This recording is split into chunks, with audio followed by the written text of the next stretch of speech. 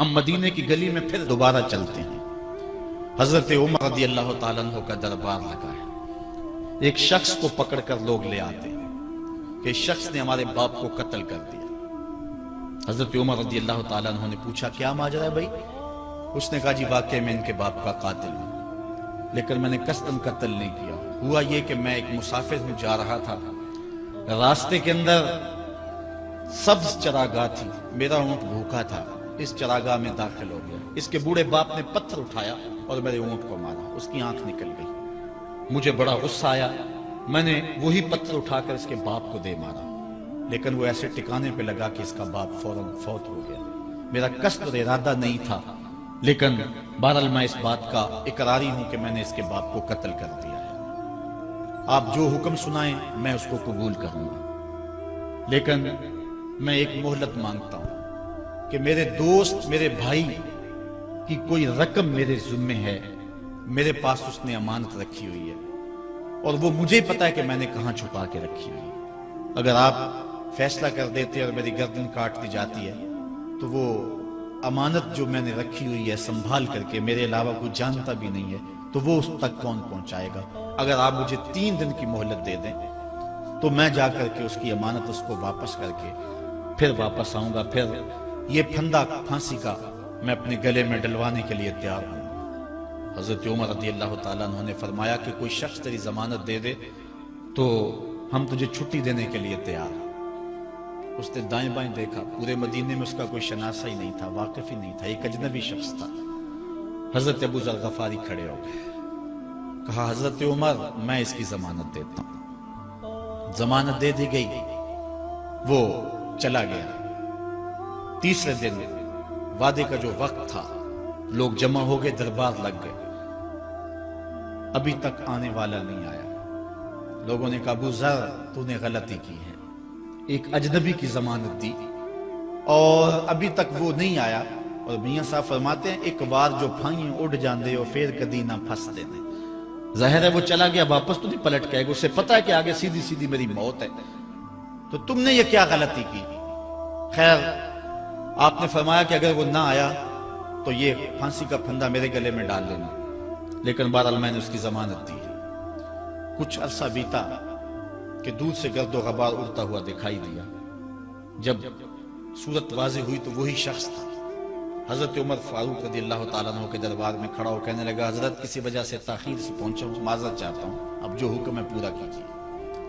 حضرت عمر رضی اللہ تعالیٰ عنہ اس کے پھانسی کے احکامات جاری کر چکے تھے۔ آپ نے فرمایا کہ ابو ذر یہ بتا کہ تو نے اس کی ضمانت کیسے دی جب تو اسے جانتا نہیں تھا؟ تو سن حضرت ابو ذر غفاری نے کیا کہا ایک اجنبی میرے محمد کے مدینے میں پناہ مانگ رہا تھا اور اس نے چاروں سمت دیکھا اور کوئی شخص نہیں تھا جو اس کو امان دیتا اور اس کی ضمانت دیتا، تو میں نے اس لیے ضمانت دے دی کہ نہ بھی آیا تو اپنی جان چلی جائے گی، کل کو یہ تو نہیں کہے گا کہ محمد کے مدینے میں کسی نے ضمانت مانگی تھی، پورے شہر میں کوئی ضمانت دینے والا نہیں تھا۔ اس کو کہا کہ انہوں نے تو ضمانت دے دی، میاں اب تو بتا کہ تو چلا گیا تھا، تجھے جانتا کوئی نہیں تھا، نہ پلٹ کے آتا تو تجھے کوئی پوچھنے والا نہیں تھا، تو تو نے یہ دوبارہ موت کے منہ میں کیوں اپنا سر رکھا ہے؟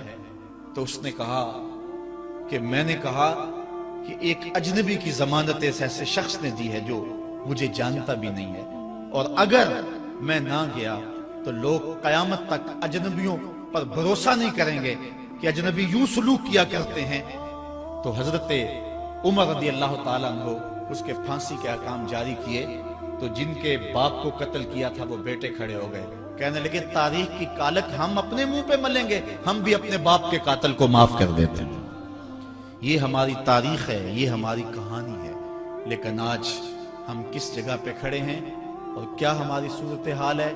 نہ ہمارا کردار رہا اور نہ ہمارا کوئی تشخص رہا۔ آج ہم نے اپنا تشخص بھی مٹا کے رکھ دیا، اپنے طرز زندگی بھی بدل دی، نہ ہماری باطن کی وہ روشنی رہی، نہ ظاہری وہ صورتیں رہی کہ ہم پہچانے جائیں کہ حضور کے غلام ہیں، بلکہ آج بھانت بھانت کی بولیاں بول رہے ہیں۔ اقبال نے کیا کہا تھا اپنی ملت پر قیاس اقوام مغرب سے نہ کر، خاص ہے ترکیب میں تجھے قوم رسول ہاشم۔ ایک تو وہ حدیث میں نے آپ کے سامنے رکھی جو حضور کا فرمان ہے، الشیطان جاسم علی قلب ابن آدم، انسان کے دل پر شیطان قبضہ جماتا ہے، جب یہ غافل ہوتا ہے تو وسوسہ اندازی شروع کرتا ہے، اور دل اگر پورا سیاہ ہو جائے تو پھر شیطان کے لیے معاملہ ہی آسان ہو گیا، کیونکہ سمجھو کہ دل کے قلعے کی دیواریں منہدم ہو گئی، اب شیطان جدھر سے مرضی آئے جدھر سے مرضی جائے۔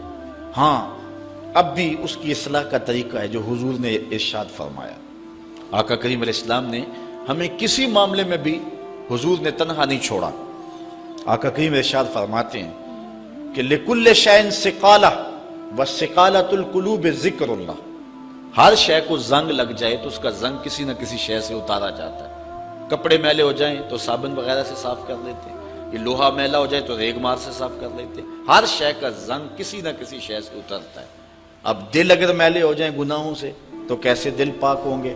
سقالۃ القلوب ذکر اللہ، کہا اللہ کا ذکر کرو دل ستھرے ہو جائیں گے، دل پاک ہو جائیں گے، جتنا زیادہ ذکر کرو گے اس قدر دل جلا پائیں گے اور دل نور پائیں گے۔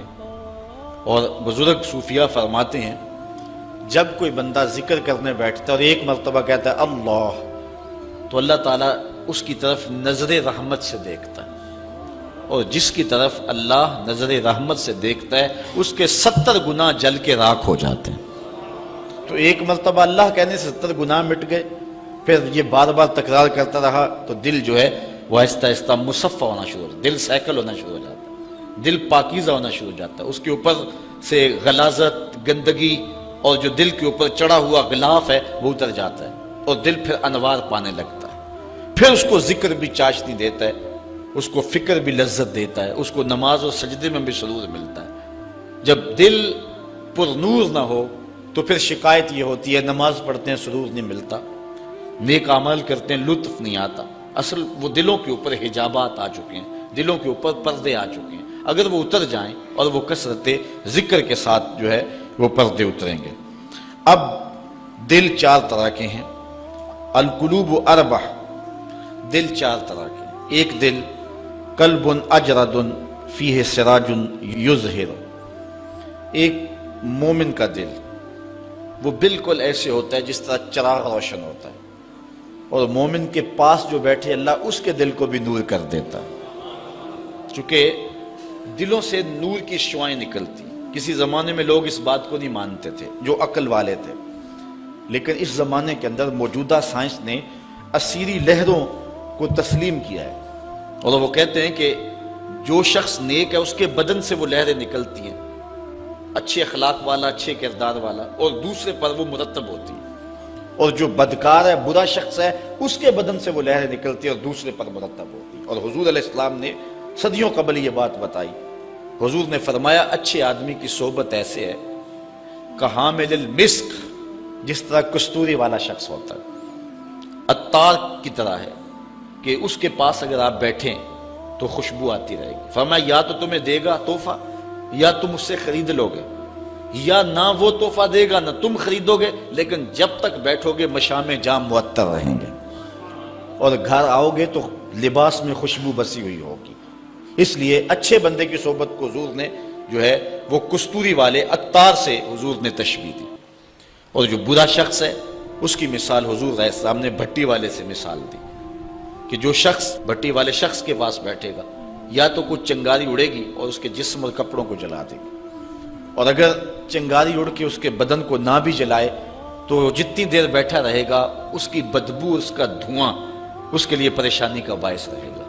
اس لیے اچھے آدمی کی صحبت کو اختیار کرنے کا حکم دیا۔ ہمارے مشائخ نقشبندیہ کا طریقہ یہ ہے، وہ کہتے ہیں کہ اچھے آدمی کی صحبت میں جا کے بیٹھ جاؤ، نہ تم کوئی بات کرو نہ وہ کوئی بات کرے، اس کے باوجود بھی من میں روشنیاں ہوں گی، من میں اجالے اتریں گے۔ اللہ اکبر۔ وہ میاں صاحب نے کہا تھا نا، چنگے بندے دی صحبت یارو جویں دکان اتاراں، سودا پاویں مول نہ لئیے ہلے آن ہزاراں، تے برے بندے دی صحبت یارو جویں دکان لوہاراں، تے کپڑے پاویں کنج کنج بئیے چنکاں پین ہزاراں۔ تو جل جانے کا اندیشہ بہر صورت موجود ہے۔